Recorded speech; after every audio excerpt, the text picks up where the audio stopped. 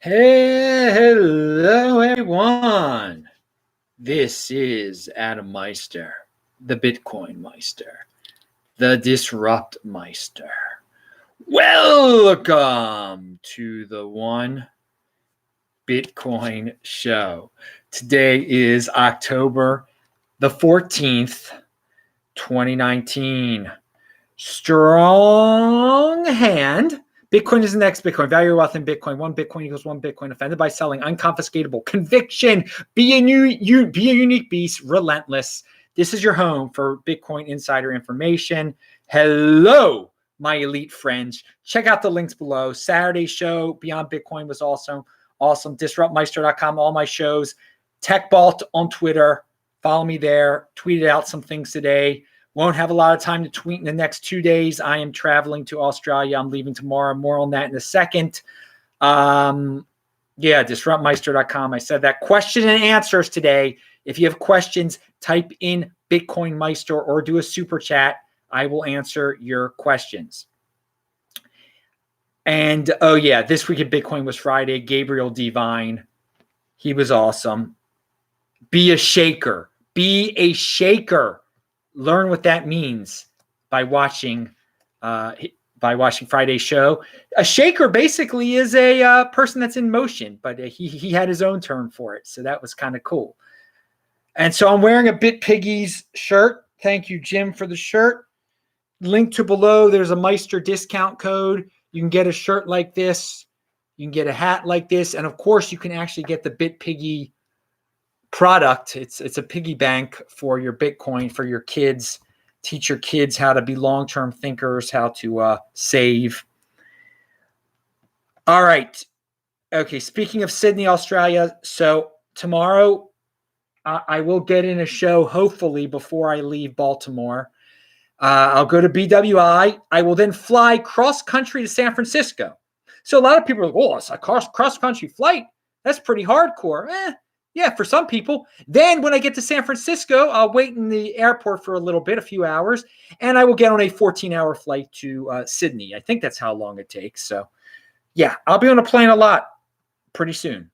But once I get to Sydney, Hass McCook, I will be hanging out with him, and their events plan, they are linked to below, including the 23rd of October, 6:15 to 9:15. You can hang out with me at the meetup at some bar. It's linked to below. Sign up, or you don't have to sign up. It's all free. Fun times. And yeah, BTC Meister is the code for the BitPiggies. It's funny. I wanted to share. I meant to share this the other day. I get a lot of interesting direct messages on Twitter, to say the least. There are just, this is where the big boys play. So people are going to always try to bribe you. There's so many spammers out there. And clearly this must work. They just send you unsolicited DMs. Good afternoon. Interested in advertising in your account. Can you provide a price for promo tweet/retweet? So this person doesn't say who they represent at all, but they want to bribe me for a tweet because I have 11,000 followers or whatever. And so if I get something like this, just imagine basically everyone who has similar numbers than me, or more or less, they're getting solicitations like this, and you better believe they're selling out too. So be careful. If you see someone posting something that seems too good to be true, yeah, it's probably because they were paid to do it. And so this is, if people want to sell off their reputations like that, that's what they're going to do. Probably 80%ers just love that stuff. It'll probably get them more followers if you sell yourself to like the latest ICOs aren't the fad now, but whatever the fad is now, BitConnect 2.0, what's ever coming down the line, they offer you like $10,000 and you pretend you retweet them, and it's all good, right? No, it's not all good. That's why you're here for the insider information. You're not here for bribed information. But I just want to put that out there, that if I'm getting this, and I get all sorts of nonsense, but this one was an easy share, just to put it in perspective. You better believe a lot of people are getting this. All right, pound that like button.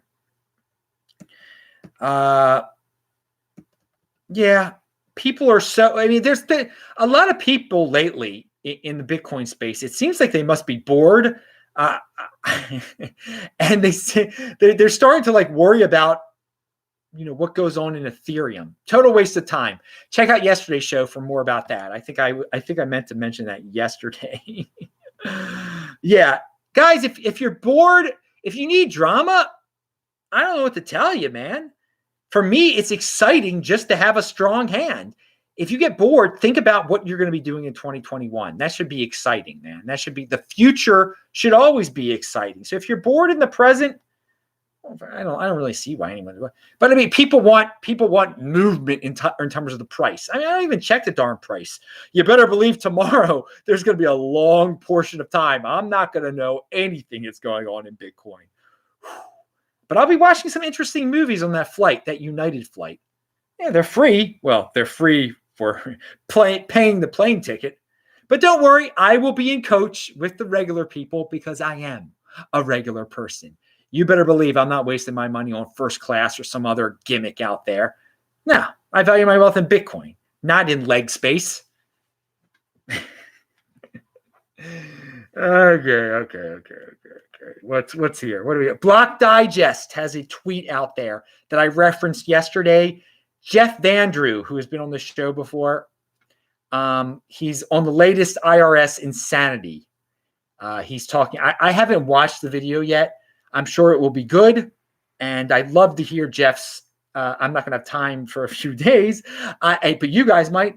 So if you get bored, watch Jeff Andrew talk about what he thinks is going on with the IRS and all their new rules for Bitcoin, and the crypto dividend stuff, and their question on the Schedule 1.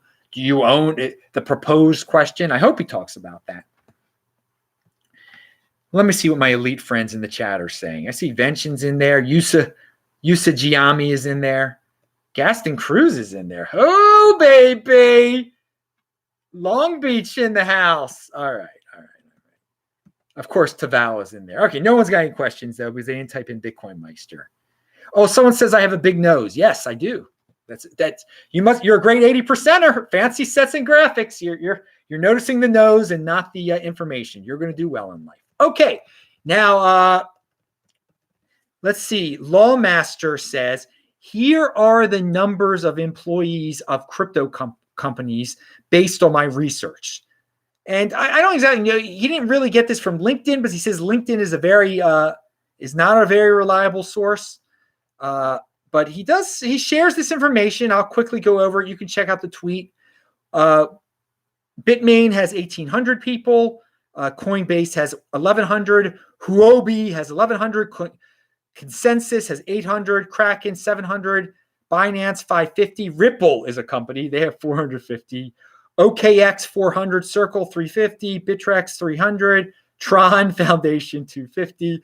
Bitstamp 200. Gemini 200. Block 180. Bitfinex 130.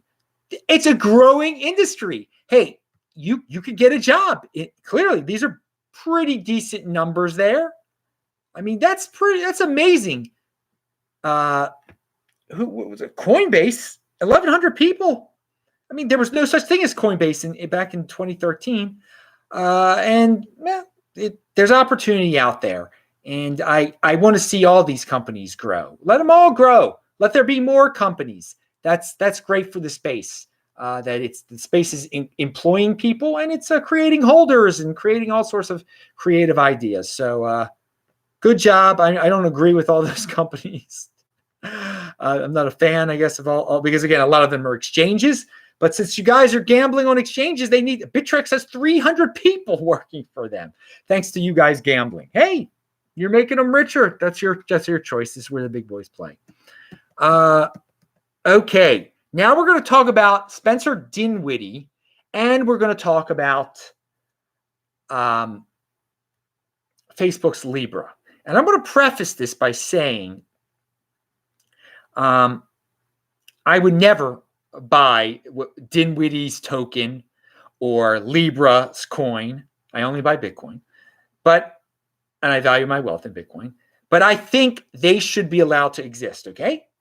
In their own ways, they will shake up the financial system and wake up more people to Bitcoin. Okay, so Spencer Dinwiddie is trying to offer a token based on himself, but I mean that will change the way people look at financial systems. You're able to buy into an NBA player. He plays for the Nets, and of course Libra. We already know that's a corporation printing their own money, competing with countries. So that's going to shake things up. Now, with all that in mind, what I just said, Udi back in Israel, back in Tel Aviv, says, and he is a guy who says that he doesn't think Facebook Libra is going to happen. He doesn't like altcoins, but he does say he's a Bitcoin maximalist, definitely. To be clear, my prediction aside, I am strongly opposing the cowardly action by governments of the world versus Libra. I think they should let them be. Separate money and state. I love that, man. Pound that like button. Separate money and state, but the state is too paranoid about it, man. The state's right now, they want to have full control over money. So they're picking on Libra. And Libra's an easy target because so many people hate Facebook. And so many people are envious of Mark Zuckerberg.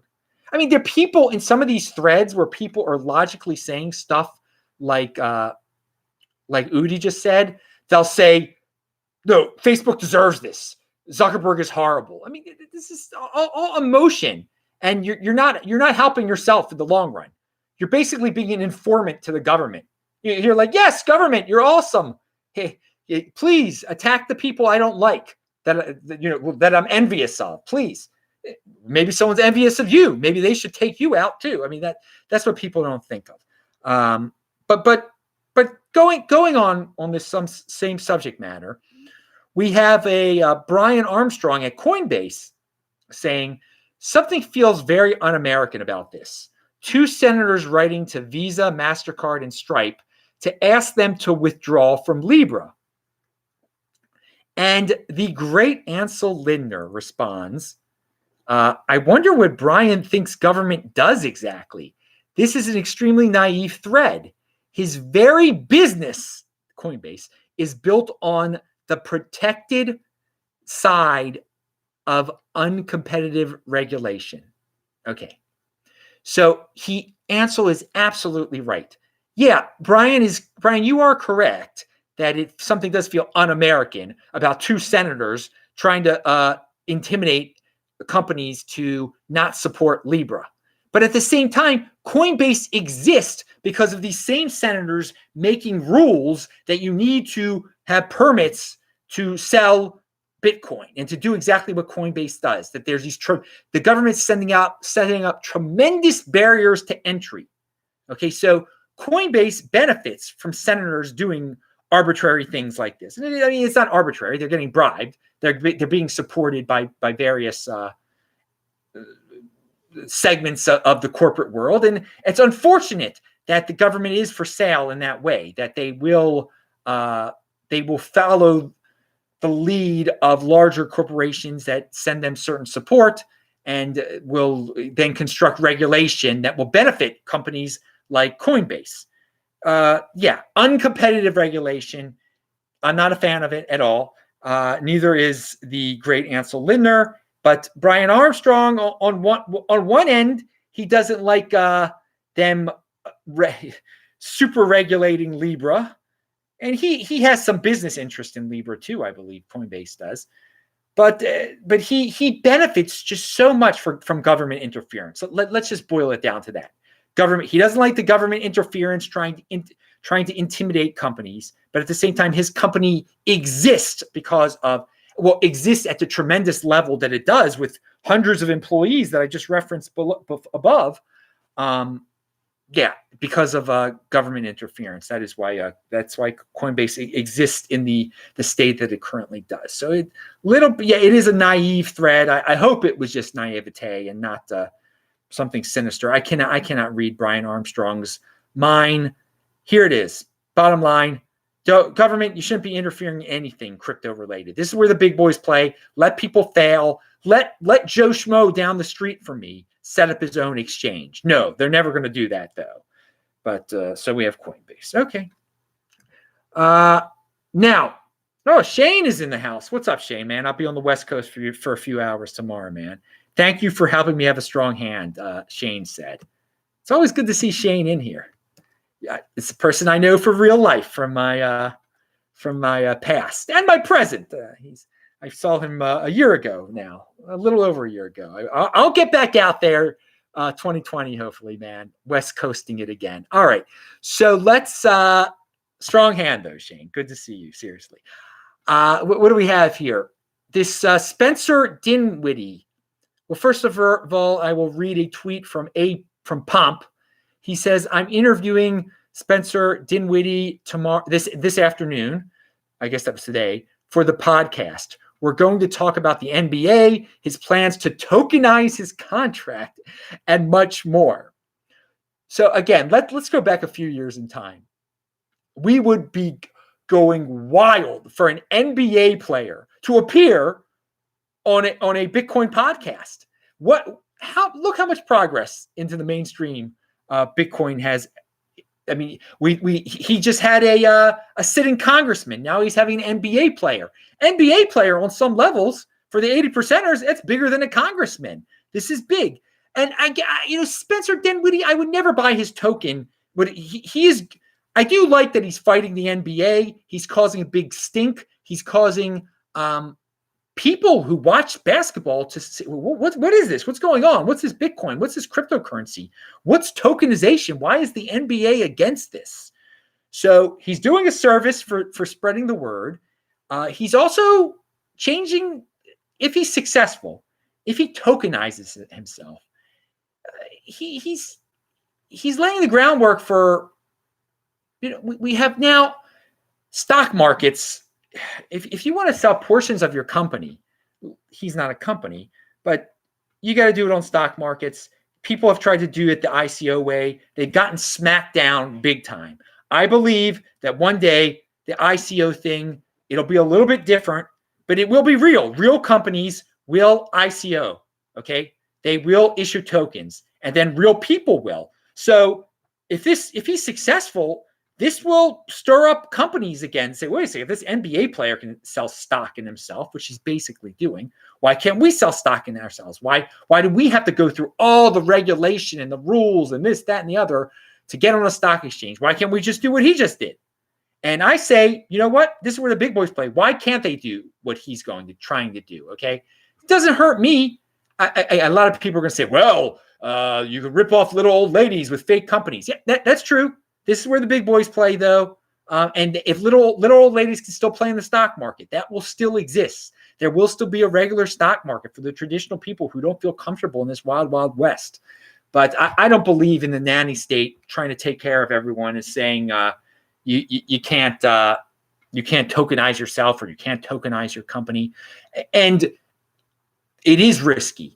I believe when you're tokenizing a company or an individual, they could rip you off so easily. It's so easy to rip someone off. But if someone wants to take the chance, and if an individual has a good reputation and develops that reputation over time, this could be a big thing. So, yeah, I think I like the innovation. I like the innovative aspect of what Dinwiddie is trying to do. So I linked to the Pomp thread. And you can check out Spencer. He mentions his Twitter account, so you can just click on it there. And I linked to an article from the NBA, from Nets Daily, just talking about this. Obviously, they don't support it.